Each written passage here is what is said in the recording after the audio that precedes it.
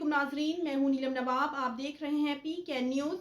سب سے پہلے خبر شامل کریں گے کوئلہ آزاد کشمیر سے ہمارے نمائندہ طارق محمود افاقی کی رپورٹ کے مطابق احتجاج نے آج ایک درویش اور سیدزادے کی جان لے لی۔ مرحوم سنی فورس کے عہدیدار تھے اور اکثر وہی یونیفارم زیب تن رکھا کرتے تھے۔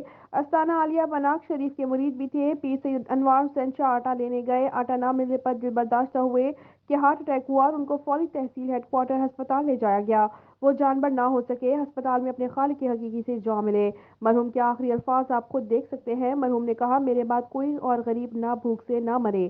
حکومت وقت خرگوش کی نیند سو رہی ہے، اس کو غریب عوام کی فکر تک نہیں ہے۔ اپنے بچوں کے پیٹ بھرنے کے لیے ایک آٹا ہی ہے جو کہ ناپید ہو رہا ہے۔ مرحوم نہایت نیک سیرت اور صورت پارسا درد دل رکھنے والی شخصیت تھے۔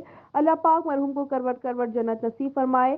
جو اپنے بچوں کے پیٹ پالنے کے لیے آٹا لینے گئے تھے، آٹا نہ ملنے پر اپنے خالق حقیقی سے جا ملے، اللہ پاک ان کو جنت میں اعلیٰ و برفع مقام عطا فرمائے۔